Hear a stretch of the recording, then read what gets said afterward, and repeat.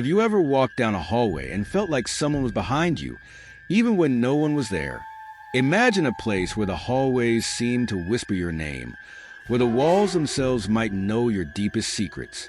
This is the story of an abandoned asylum, a group of explorers, and the chilling whispers that still haunt its empty corridors.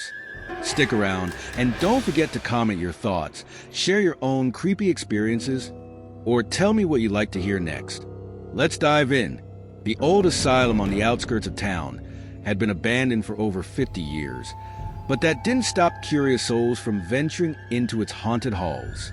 Among them were a group of 5 explorers: Ben, the skeptic; Sarah, the history lover; Ethan, the thrill seeker; Mila, the quiet observer; and Zoe, who had a hidden connection to the place. They had all heard the rumors, whispers of spirits, strange happenings, and the eerie feeling that the asylum itself was alive. But none of them were prepared for what they would find.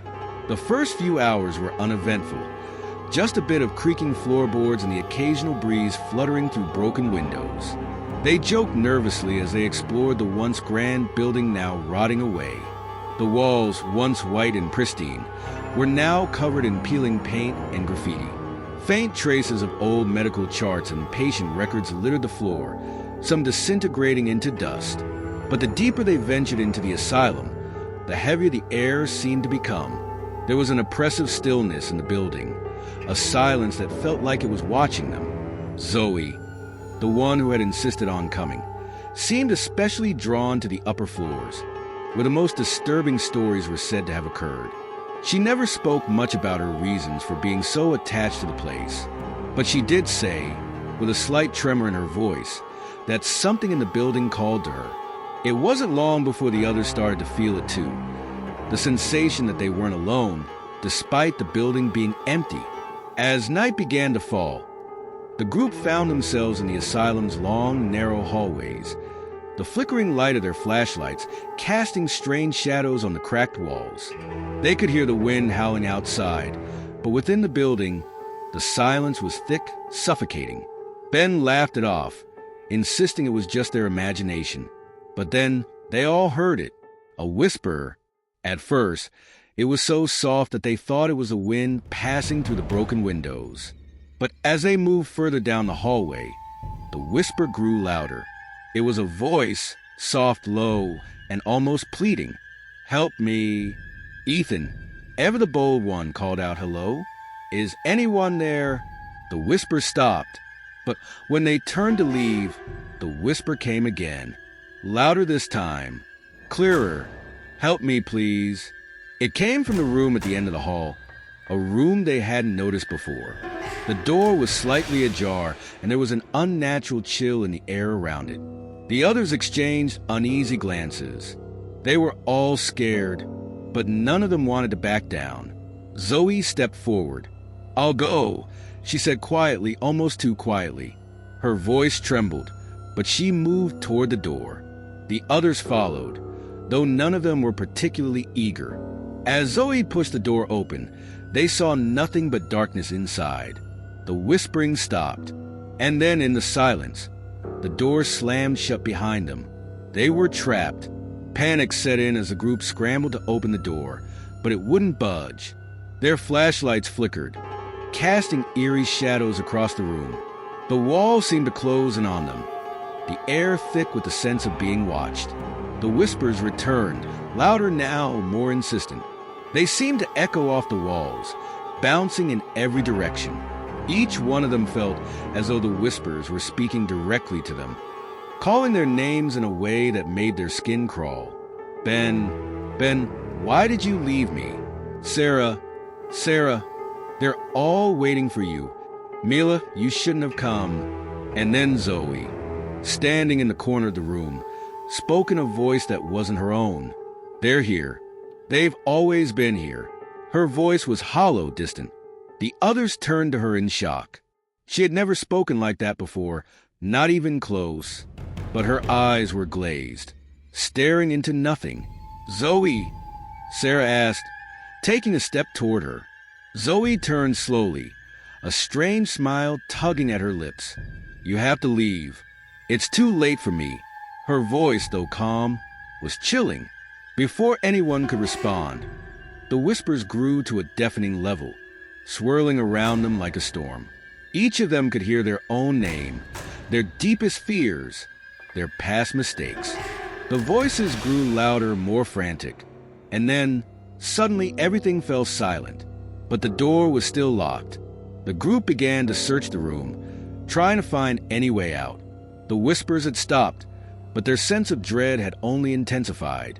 Something was wrong with Zoe. She was no longer acting like herself.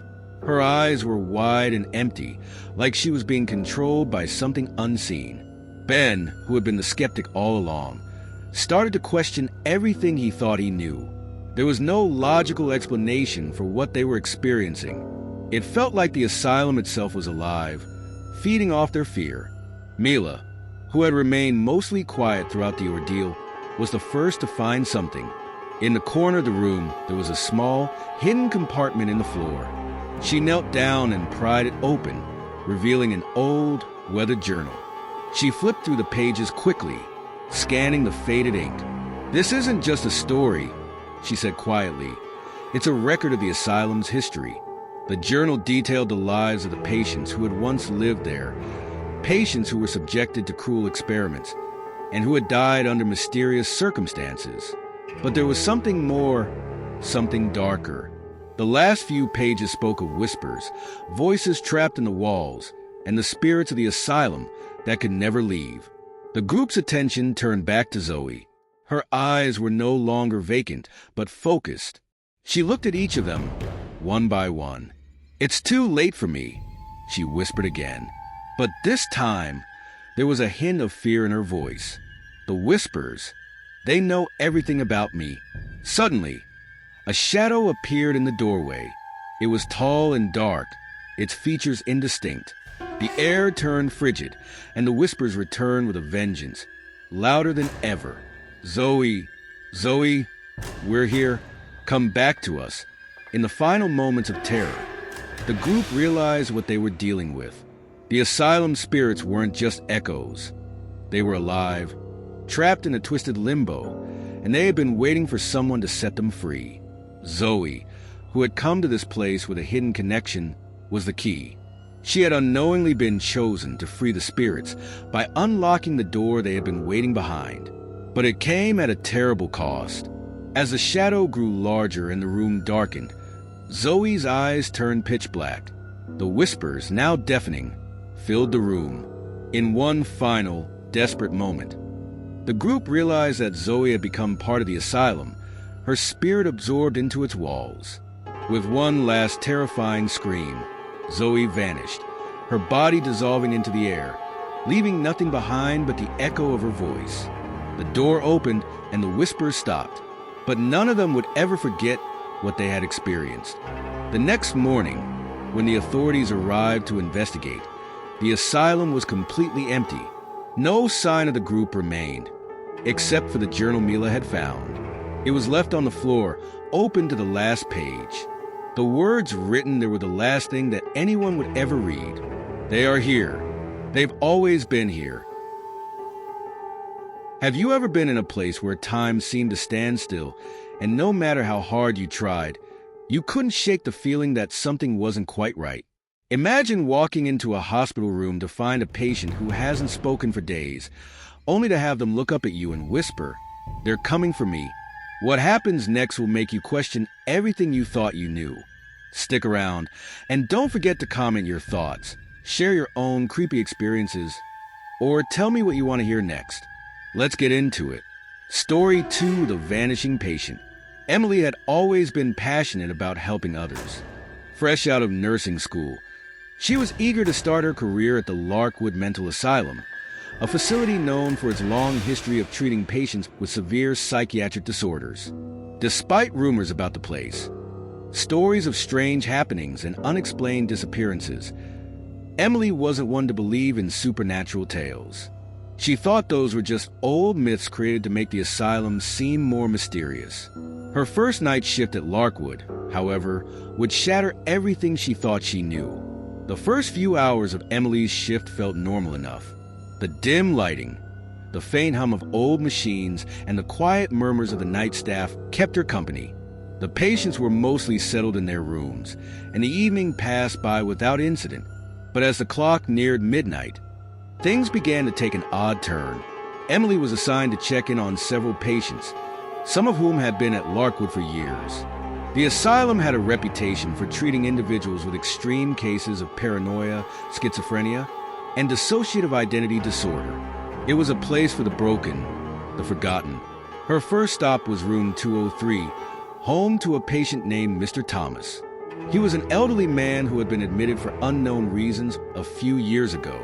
According to the records, he hadn't spoken a word since his arrival. Emily had read the file briefly before her shift began. He had a history of trauma, and they had tried every medication, every therapy, but nothing seemed to work. As she approached the door, she felt an unsettling chill in the air. The hallway was unusually cold, and Emily wrapped her cardigan tightly around her.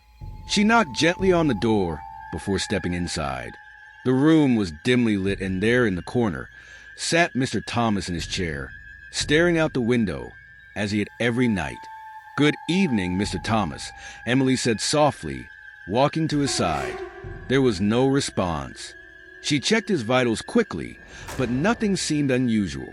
His pulse was steady, and he was breathing normally. She adjusted his blanket and was about to leave when something strange happened. Mr. Thomas's head turned slowly toward her, his eyes wide and fearful. His lips parted as if he were trying to speak, but no sound came out. Suddenly, with a voice so faint it was almost a whisper, he managed to say, "They're coming for me?"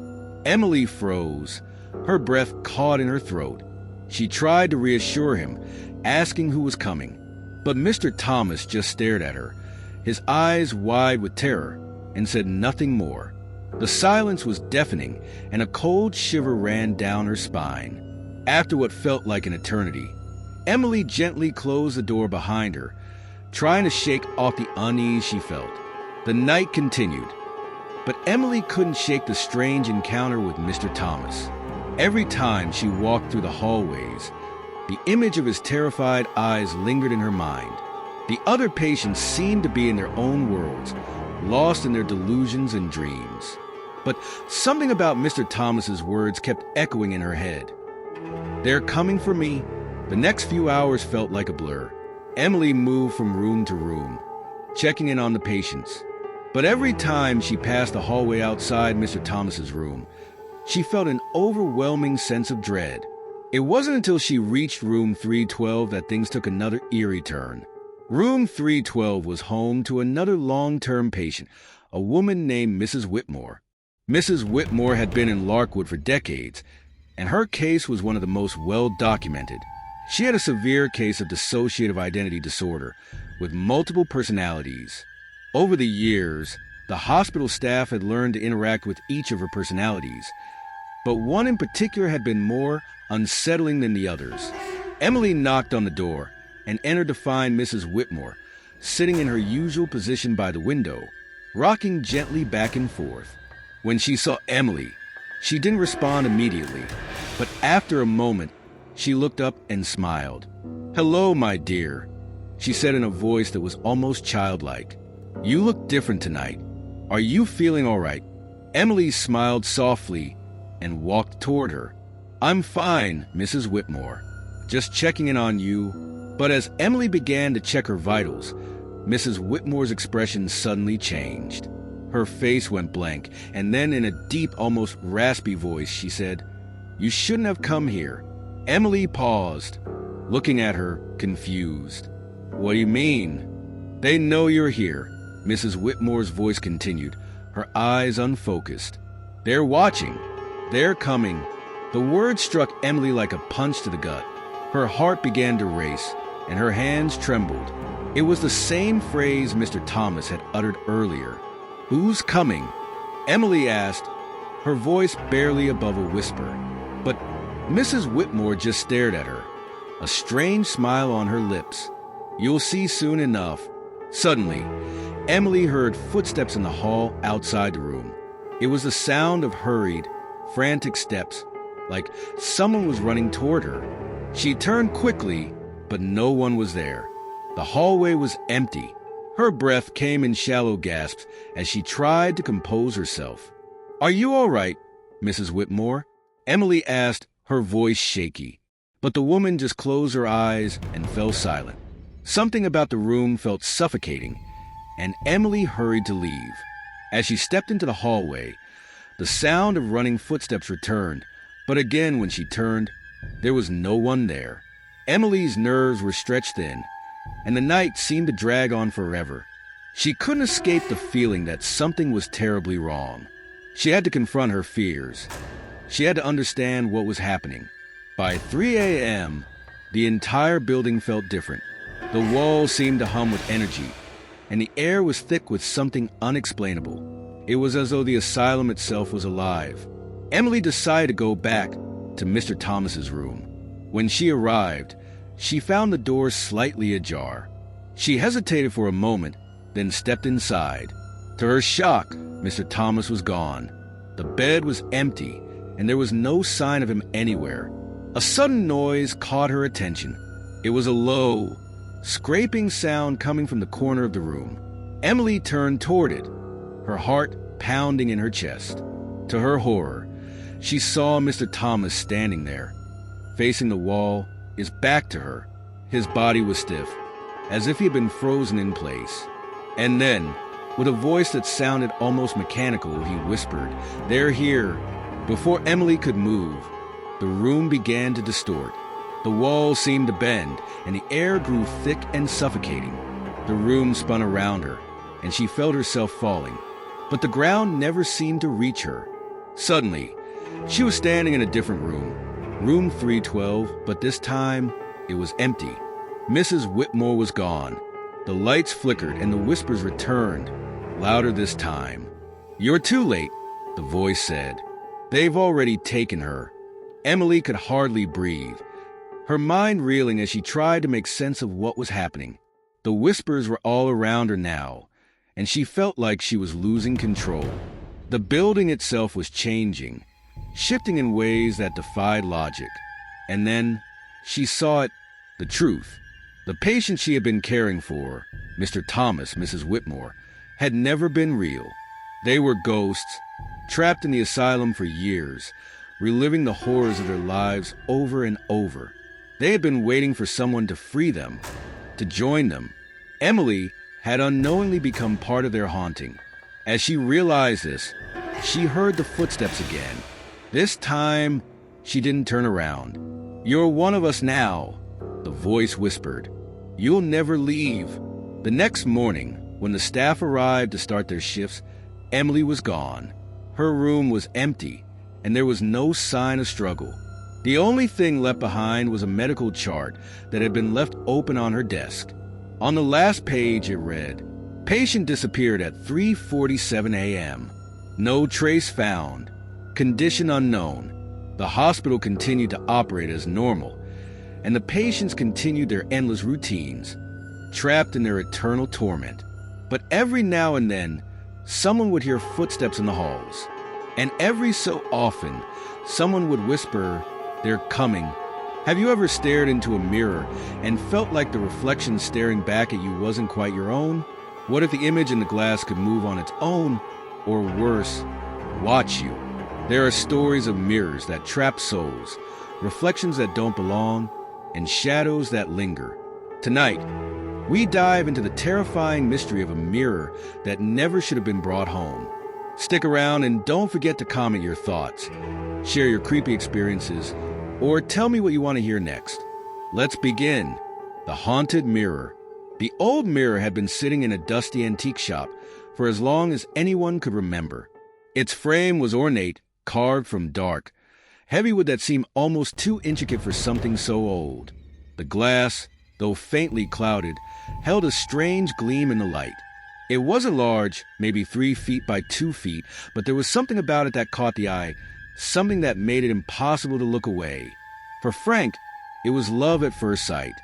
He had never been one for antiques, but when he walked into the shop that chilly autumn day, his attention was drawn immediately to that mirror. It wasn't anything special at first glance. Yet, as he studied it, He felt an odd sense of familiarity, as if it had been waiting for him. The shopkeeper, an elderly woman with sharp eyes and a knowing smile, seemed to sense his hesitation. "That mirror," she said softly, her voice almost a whisper, "has a story. Many have come and gone, but none seem to be able to leave it behind." Frank laughed, a little awkwardly. "I'm not looking for anything with a story, just something simple for my hallway." She smiled again, but there was something unsettling about it, like she knew he was lying. Still, he could feel himself drawn to the mirror. Before he knew it, he had purchased it and had it delivered to his apartment. The first night with the mirror was uneventful. Frank hung it in his hallway, exactly where he had imagined it, beside the staircase, where the light would catch the glass just right. The mirror seemed to glisten even more in the soft glow of the hallway light.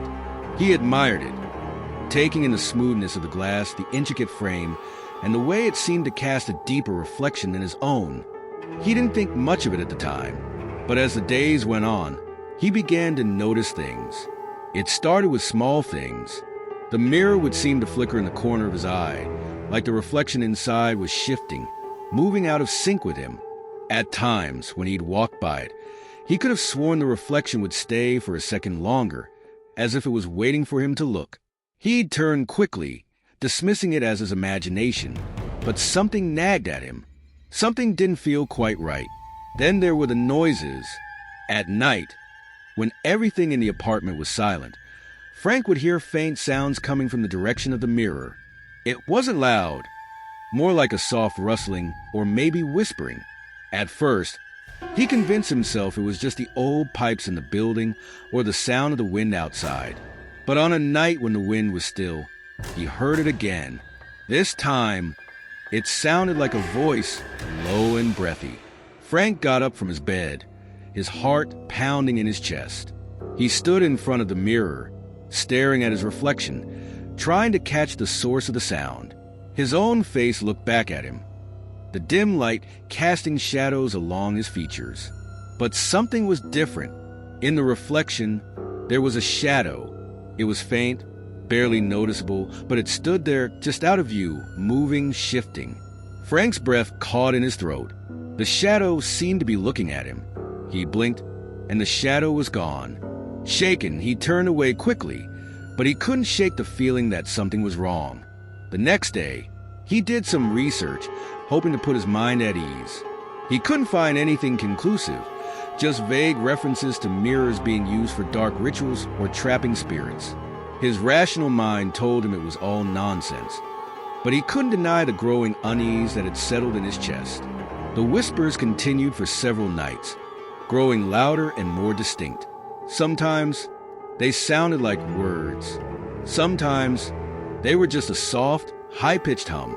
But always they came from the mirror. Frank tried covering it with a cloth, hoping it would stop the noises, but they persisted. Each time he walked past the mirror, it felt colder, more oppressive. It was as though the air around it was thickening, pressing in on him. He started to avoid the hallway altogether. But the mirror was always there, looming, its glass reflecting nothing but darkness. One evening, unable to take it any longer, Frank decided to confront the mirror. He stood before it, his heart racing, and spoke aloud to whatever presence might be inside. "Enough," he said, his voice trembling. "I don't know what you want, but I want you to leave. You're not welcome here." For a moment, there was silence. The faintest whisper seemed to echo back at him, almost like a mocking laugh. And then, as though the mirror itself was shifting, Frank saw something that made his blood run cold. The reflection didn't change, he did. Frank's reflection was smiling, but it wasn't his smile. It was twisted, dark, and full of malice. The eyes in the reflection, his eyes were hollow, black, and empty. His reflection leaned forward, pressing its face against the glass. Frank stepped back, his pulse pounding in his ears. "What the hell?" he whispered to himself. The reflection in the mirror, though, continued to smile. It reached up, placing a hand on the glass, and moved closer, too close. In a sudden surge of panic, Frank turned and ran out of the hallway, slamming the door behind him. His heart raced, and his breath came in sharp gasps.